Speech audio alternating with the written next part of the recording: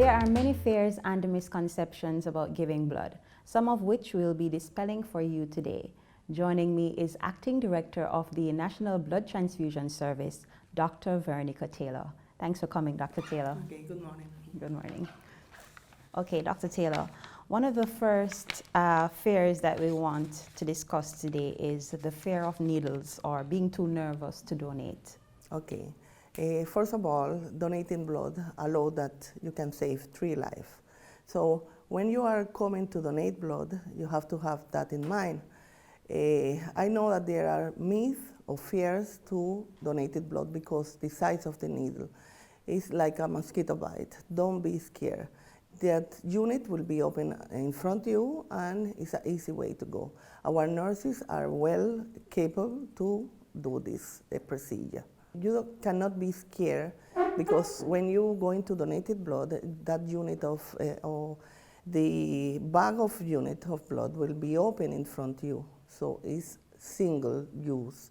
You will feel comfortable. There is not a way, not at all, to catch any disease. Some persons also believe that they cannot donate blood because they've had other diseases such as ZIKV and CHIKV. This is not the case. You can also donate if you've had these diseases, right? Okay, I would like to clarify that. When you come into donated blood, you will have an interview. So in that interview, the nurse will be rigorous, asking you few questions that you will answer because it will be for the benefit of the recipient. So they will ask you few questions as if you have been in contact with person that have ZIKV.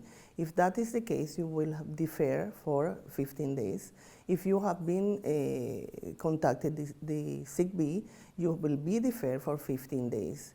If you, after donating blood, started with symptoms, you will need to contact the blood transfusion service at any way that you have been donated the blood, because we will defer that blood will be discarded. So we will have a quarantine of the blood for a few days in awaiting for any symptoms that the donors could have in that period of time.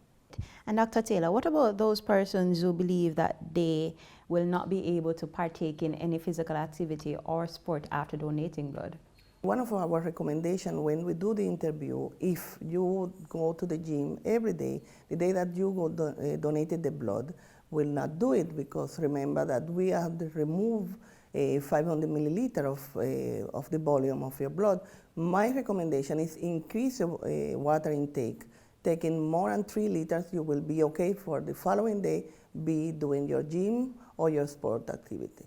That's great. And what about those persons who believe that they will not have enough blood after giving blood, so they avoid giving blood in its entirety? What I would say, your bone marrow, removing 500 milliliter will hyperactive and will put in place in again, you need your red cell, your platelet, and your white blood cell. So nothing to worry about. Persons sometimes say that they're just too busy to donate. What do you have to say regarding, how long the process is and, the other blood drives that you have to facilitate persons who may not be able to come here directly to donate blood? Okay, that is a good question. We have the possibility to go to your workplace to allow you with a blood drive to help us to increase our number of units of blood in the blood bank. So we have different ways to allow to you to donate blood.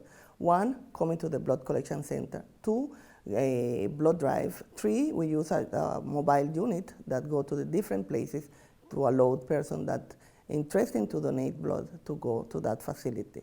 The other way that you can, your day that you are resting, is a person living in Kingston and St. Andrews can go on Saturday from 9 to 3 o'clock to the National Chest Hospital. There we have a blood collection center that is open every Saturday. So that is another possibility, that the day that you are free to go and donate blood. Perfect. And what about the issue of age? Is there an age limit for donating blood? Are you ever too old or are you too young to donate? There is important to know that you can donate blood if you are between 17 and 60 years old. For the person that have been donated and regular donor, they can go up to 65. So that is important to be aware. And a very popular myth is that you cannot donate blood because you've had a tattoo.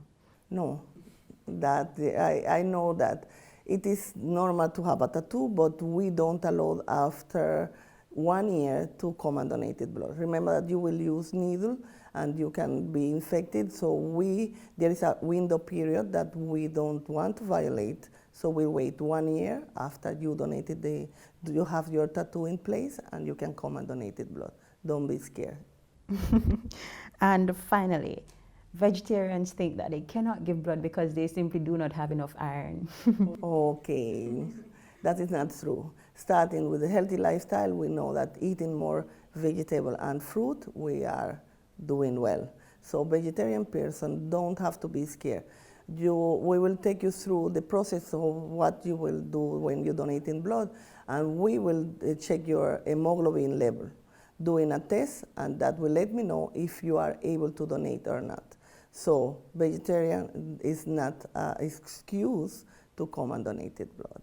Thank you, Dr. Taylor. Is there anything else you want to say? Yes, I want to say something that is very important.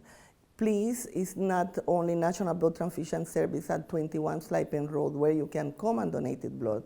There are 10 blood collection centers island-wide, and I please encourage everybody to come and donate blood. We know that in the last, 8 months, the increase of accidents in Jamaica have been affected. So the way that we can save that life is sometimes the need of blood. Also, I would like to encourage people to keep donating blood. Why? Because PAHO and WHO want in 2020 that our country be 100% voluntary donors. So without your support, we will not be in that target. Please come and donate blood. Thank you, Dr. Yes. Taylor. It was good having you. So having some of those major fears and misconceptions dispelled, I sure hope that you will face your fear today and donate blood. All the best.